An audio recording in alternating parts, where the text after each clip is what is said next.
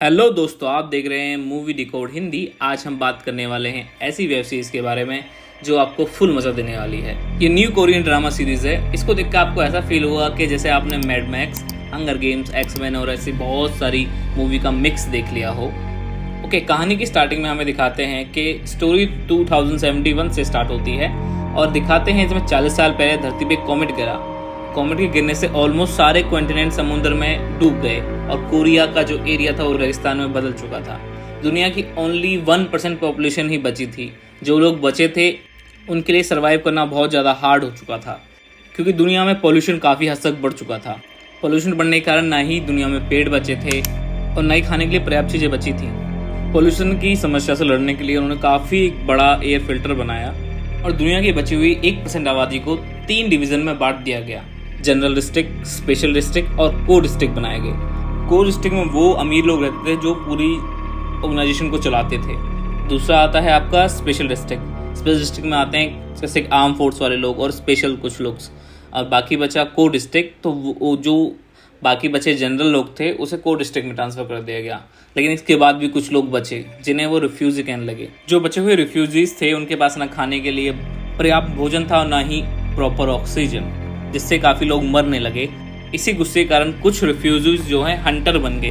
Hunter क्या करते थे कि जो सप्लाईज जाती थी उनको लूटने का काम करते थे और रिफ्यूजीज में सप्लाई करते थे ताकि वो भी आराम से जी सके। सो इसमें जो मैन दिखाया गया वो है डिलीवरी मैन्स। डिलीवरी मैन्स क्या काम करते थे, वो कोर डिस्ट्रिक्ट में जा जाके लोगों को ऑक्सीजन, खाना ये सब सप्लाई करते थे।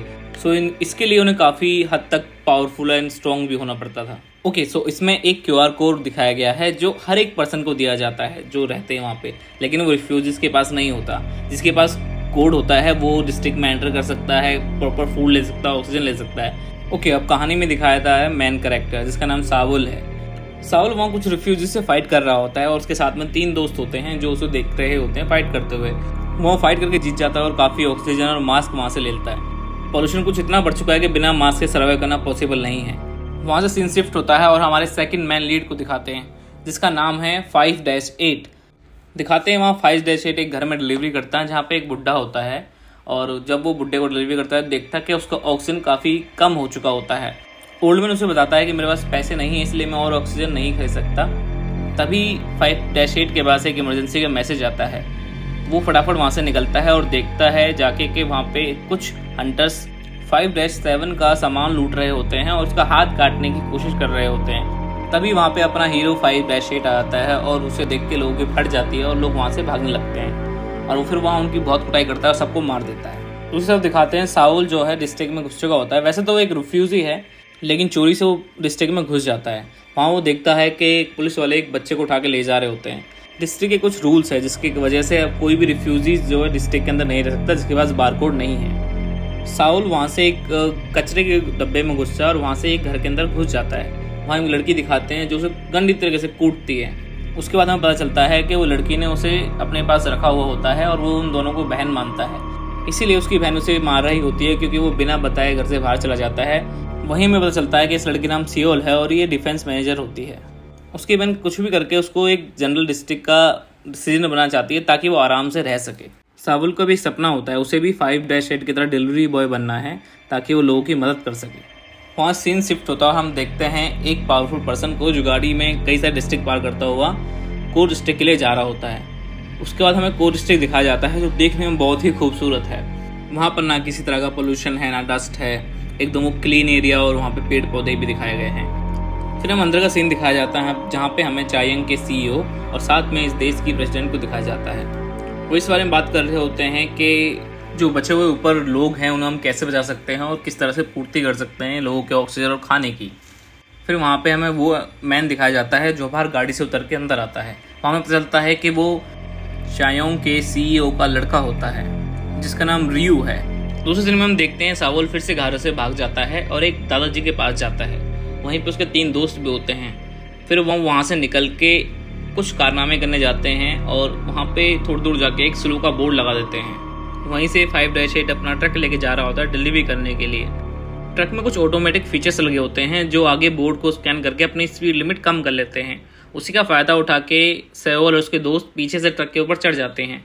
ये बात 5-8 को पता चल जाती है और वो ट्रक को ऑडिटर घुमाने लगता है, जिससे उसके सारे दोस्त नीचे गिर जाते हैं, क्योंकि 5-8 को लगता है कि ये हंटर्स है। बाद में सायोल थोड़ा सा घूमता घामता आगे की तरफ कैसे टोलता मुड़ता उसके साथ आगे बैठ जाता है। शाओल 5-8 को देखते पहचान जाता है, लेकिन 5-8 उसे नहीं पहचानता और उसे धक्का मार के बाहर फेंक देता है और बोलता है कितना बदतमीज चूतिया लड़का है ये जो फालतू में चढ़ रहा है। वहीं से सीन शिफ्ट होता है और हम देखते हैं कि जो दादाजी होते हैं वो जोर जोर से एक बैल को बजाने लगते हैं और वो सबको चेतावनी देते हैं कि रेत का तूफान आ रहा है और सब अपने घरों में छुप जाओ। वहीं 5-8 भी अपने ट्रक से जा रहा होता है और उसे पता चलता है तूफान आ रहा है, इसलिए वो अपने ट्रक से उतर के नीचे ज़मीन पे लेट जाता है और तूफान से बच जाता है। तभी उसके पास मैसेज आता है, वो देखता है उसी लोकेशन पहुंच चुका है जहाँ उसे बुलाया गया था। वहाँ जाकर उसे पता चलता है कि कुछ प्लानिंग चल रही है सेक्टर 1 एरिया में जो नया डेवलप हो रहा है वहाँ पे। वहीं हम देखते हैं सायोल भी वहाँ पे आ रखी होती है और जानकारी ले रही होती है। वो डिमांड करती है अंदर जाने की, लेकिन बिना परमिशन के किसी को भी अंदर जाना अलाउड नहीं होता। वहाँ वो पूछती है कितने सारे ट्रक यहाँ पे क्यों आ जा रहे होते हैं, लेकिन उसे प्रॉपर कोई जवाब नहीं मिलता, इस वजह से वो वहाँ से चली जाती है। वहीं ये सोचती है कि ऐसा क्या चल रहा है डिस्ट्रिक्ट 1 के अंदर जो हमें अंदर नहीं जाने दिया जा रहा, क्योंकि हम तो खुद ही पुलिस वाले हैं और सोल्जर हैं। कुछ दूर जाने के बाद वो 5-8 का ट्रक देखती है और वहाँ पर रुक जाती है।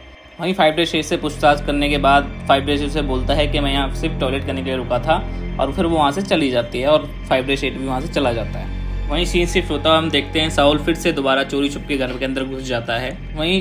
वहीं सायोल की जो दूसरी बहन होती है वो उसे अपने QR कोड से कमरे में बंद कर देती है, क्योंकि साला मानता ही नहीं, बार बार भाग जाता है घर से बाहर। सायोल के पास कोई भी QR कोड नहीं होता, इसलिए वो कमरे से बाहर नहीं आ सकता था।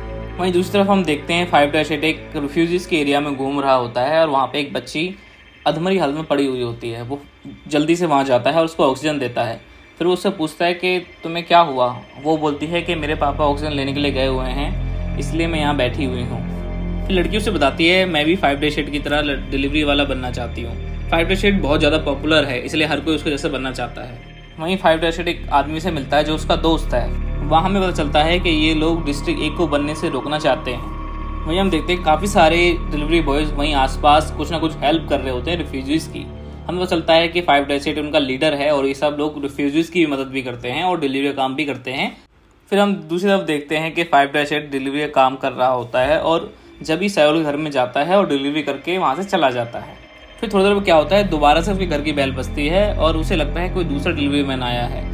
लेकिन क्या होता है, कुछ बंदे बंदूक लेके अंदर घुसते हैं और उसकी बहन को इंजेक्शन लगाने की कोशिश करते हैं ताकि उसे बेहोश करके ले जा सके।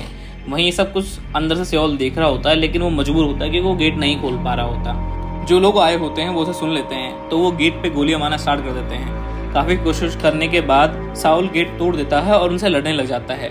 वो सबको मार तो देता है, लेकिन उसी बीच उसकी बहन को गोली लग जाती है। वहीं फिर दिखाते हैं पीछे से एक आदमी आता है और सायोल के सर में गोली मार देता है। अभी तो सस्पेंस बाकी है दोस्तों। अगर आपको अच्छा लगा हो तो प्लीज़ लाइक करें, शेयर करें, सब्सक्राइब करें और